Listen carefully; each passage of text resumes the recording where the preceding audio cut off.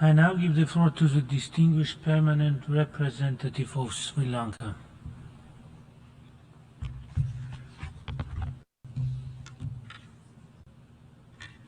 Mr. President, let me extend my delegation's warm congratulations for convening this meeting of the 8th review of the Global Counter-Terrorism Strategy.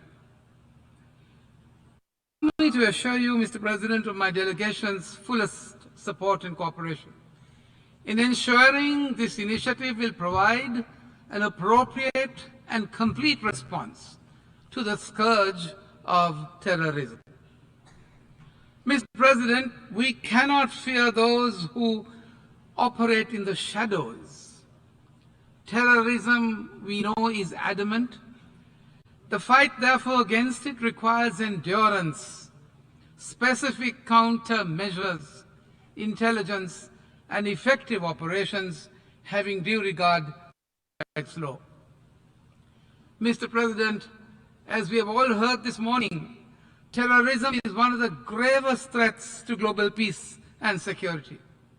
All acts of terrorism are clear violations of international law, including human rights law, humanitarian law, and refugee law. The United Nations Global Counter-Terrorism Strategy is a unique global instrument to enhance national, regional, and international efforts to counter terrorism. We know that through its adoption by consensus in 2006, all UN member states agreed to a common strategic and operational approach to fighting terrorism. We thank the Secretary General for his very comprehensive report. The report provided valuable insights. We also value the work carried out by the United Nations Counter-Terrorism Office. Mr. President, we also thank the UN for providing leadership, coordination, capacity building in support of member states in an effort to take practical steps to prevent and counter terrorism through a wide range of activities, projects, and programs.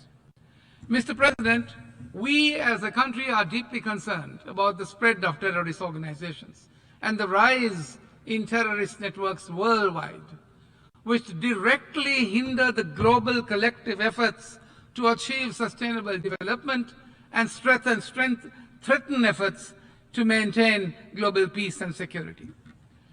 Sri Lanka, as a country that has experienced terrorism for over 30 years, condemns terrorism in all its forms and expressions, regardless of its motivation, and wherever, whenever, and by whomsoever committed. Mr. Chairman, it is no secret that terrorist groups today, as we heard in are versatile, are opportunistic, sophisticated, and able to adapt to changing environments. It is in this technology, particularly information and communications technologies, have emerged as a favored tool for terrorists to engage in terrorist activities such as recruitment, financing, propaganda, training, and information gathering and dissemination.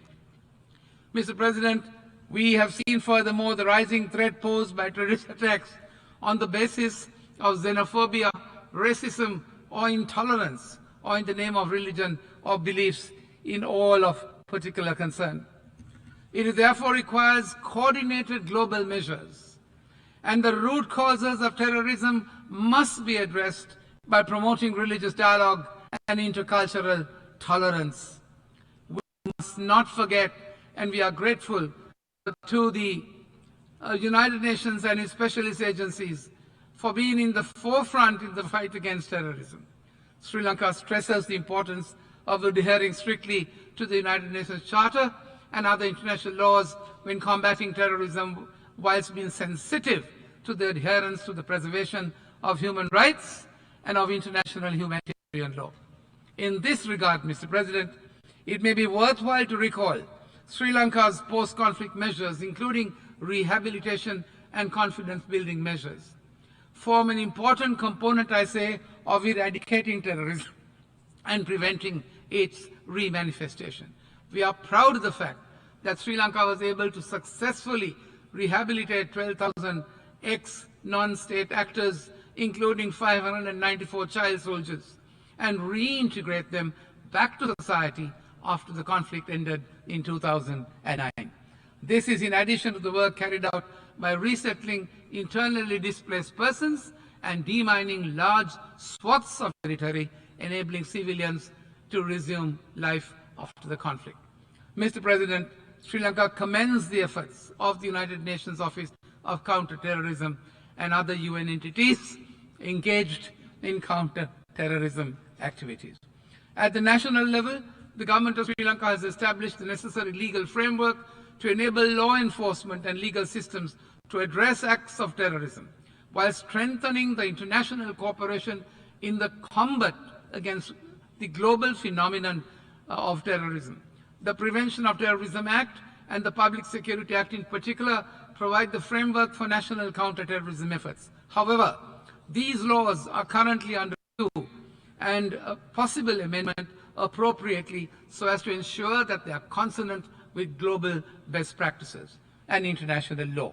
Sri Lanka has also been at the forefront of emphasizing the need to address the risks associated with terrorist financing, and in this regard I must make a special mention of the fact that Sri Lanka has implemented a number of legislative measures, including the establishing the Financial Intelligence Unit and enacting laws for the prevention of money laundering. Given the challenges we face today, Mr. President, Sri Lanka wishes to stress the importance of concluding the Comprehensive Convention on International Terrorism and urge member states to cooperate in resolving the outstanding issues.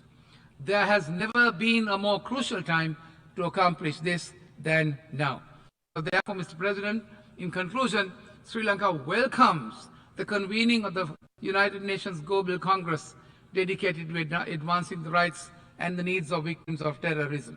To conclude, as I said, as a nation that has dealt with terrorism for nearly 3 decades, and as the only nation to have eradicated terrorism, we reiterate the need to embark on concrete collective measures to counter terrorism and will be ready to impart our experience and knowledge in crafting appropriate responses and provide close cooperation in our to ensuring the fundamental right to the protection against terrorism.